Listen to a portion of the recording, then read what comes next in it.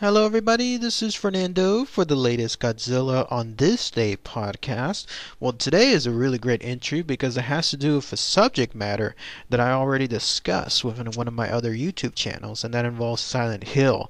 Obviously, I'm a huge fan of anything related to Silent Hill, so it was interesting to find out that on this day today, Silent Hill 3, considered one of the most influential games within the entire Silent Hill franchise, if not the best one, made its debut here in the United States. Now, actually, it made its debut a little bit earlier in other parts of the world, but for all intents and purposes in North America, on August 5th, 2003, that's when it made its debut. So let's go ahead, let's talk about all the information associated with this landmark game, and then also I'll give my own thoughts for it too. So, Silent Hill 3, yes, absolutely, a major turning point in the Silent Hill game. Silent Hill 1, of course, already broke through everything. Silent Hill 2 was a step above, although it remains more polarizing in the sense that it's more of a thinking person's game rather than, let's say, focusing on action. It's more on the lines of like a psychological thriller, like I guess you could say like the Twin Peaks type stuff. Silent Hill 3, though, absolutely went back to the roots of, in this case, Silent Hill 1. Back were the insane monsters with some also pretty kooky characters as well, and of course it introduced a beloved character within the entire Silent Hill franchise, that being Heather Mason. Heather Mason herself was revolutionary in the game for several factors. Number one is the fact that she was portrayed as being truly realistic, not just in a sense of let's say the way she looked, but also the way she acted, because beforehand the notion of women in video games, everything was just pretty much Laura Croft like stuff, overly sexualized, just idealistic models, no imperfections of any kind.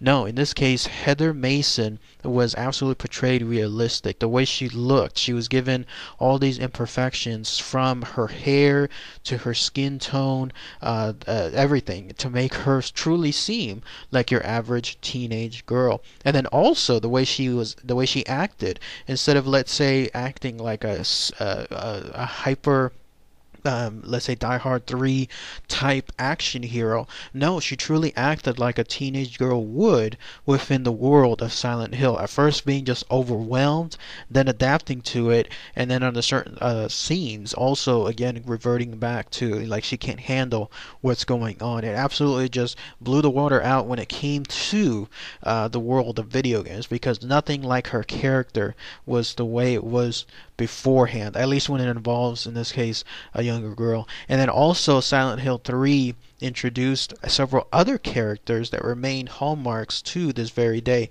You have Claudia Mason that was listed in there. You have Vincent as well. You have some of the monsters too that just took on a life of its own.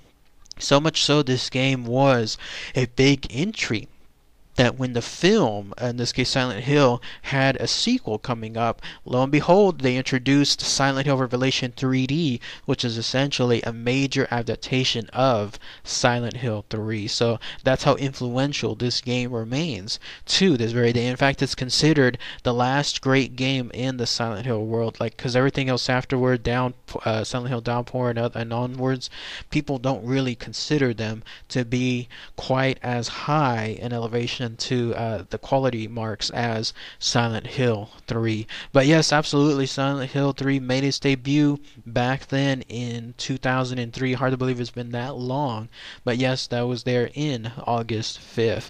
I love the game. Like, I've been watching it now for a good while. I'm still thinking about doing a particular, in this case, entry, like the entire set of new monsters introduced within them.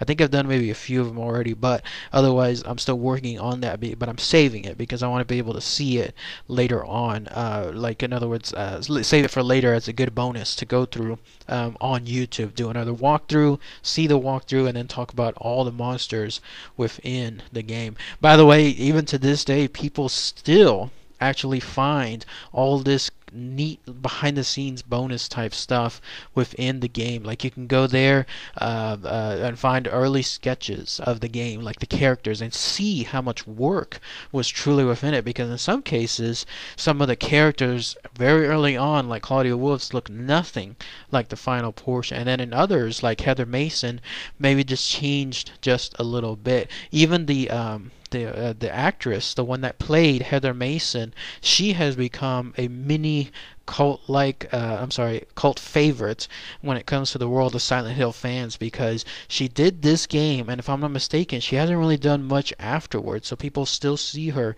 as this mysterious character. Like they love her, like they love the way she portrayed Heather Mason within the game, but then afterward, there wasn't much heard about her, and then what she did later on in life. So that's why she still remains, let's say, someone that is notable, a notable entry within the Silent Hill franchise. But that's it. Those are pretty much my thoughts on the game.